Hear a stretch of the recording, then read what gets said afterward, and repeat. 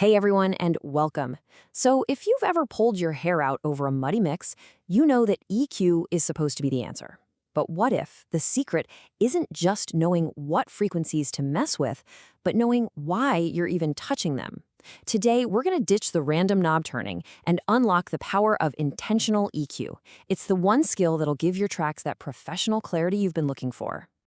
Why does my mix sound so muddy? Man, if you've ever asked yourself this, trust me, you are not alone.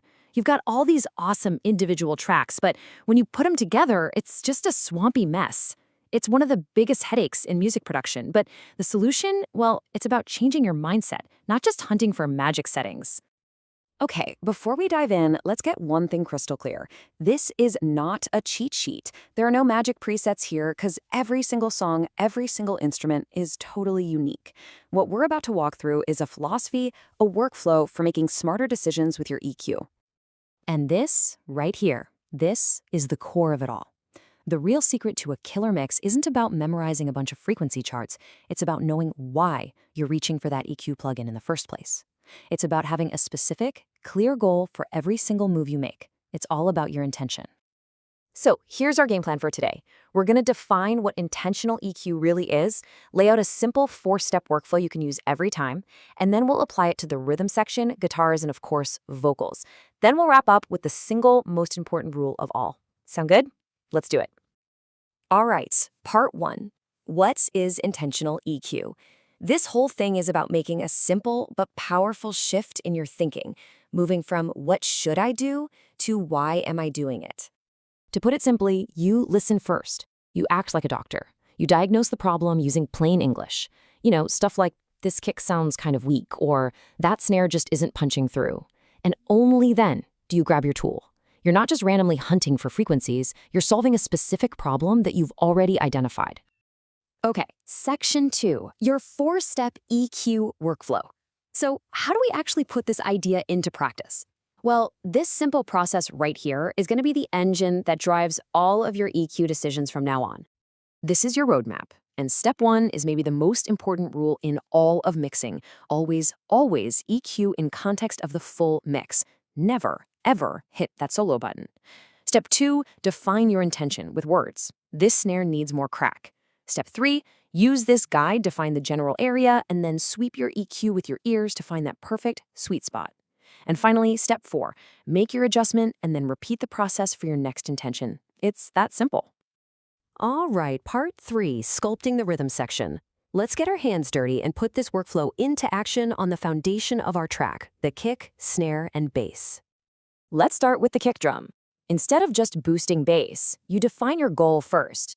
Is the kick sounding weak? Okay, then you're probably looking for that fundamental beefiness down in the low end.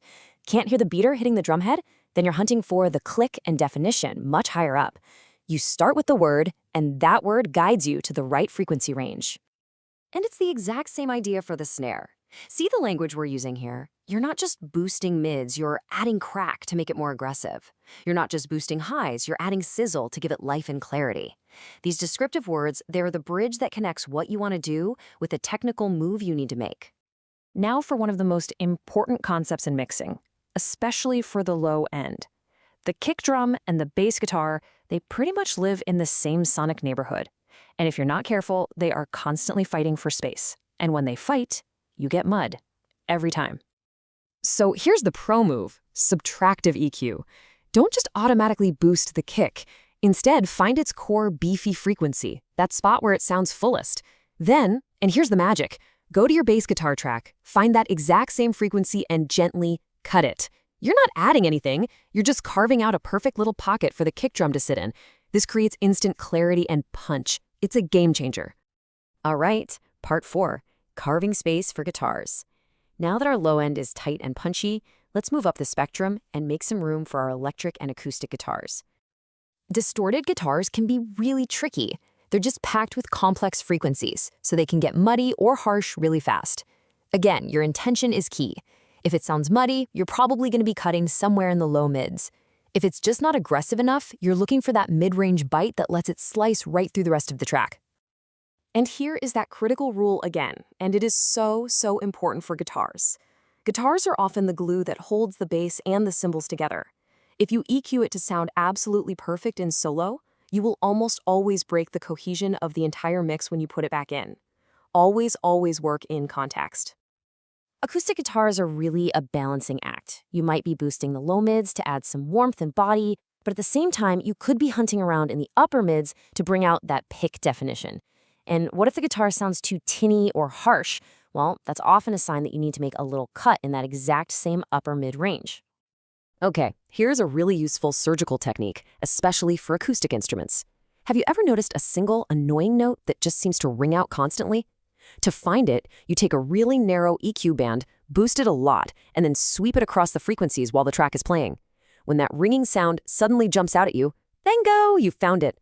Now you just turn that boost into a precise little cut, and poof, it's gone. All right, section 5, making vocals shine. For most songs, let's be honest, if the vocal isn't right, nothing is.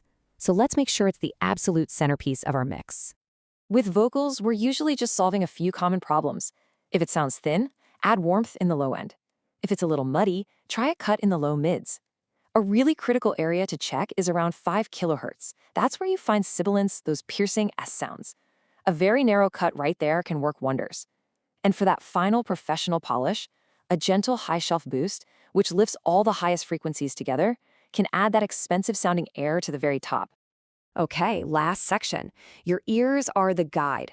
After all these charts, techniques, and numbers, let's bring it all home and focus on your single most important mixing tool. I want you to remember where we started. This whole guide, all these charts and frequency ranges, think of them as a map. They give you a good starting point, a place to begin your search, but they can't tell you what sounds good. They don't know your song, only you do. So let's lock in these core principles. Number 1, always start with an intention.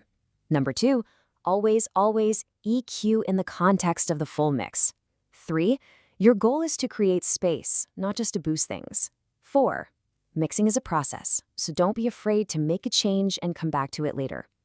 And the most important rule of all, trust your ears. If it sounds right, it is right. Period.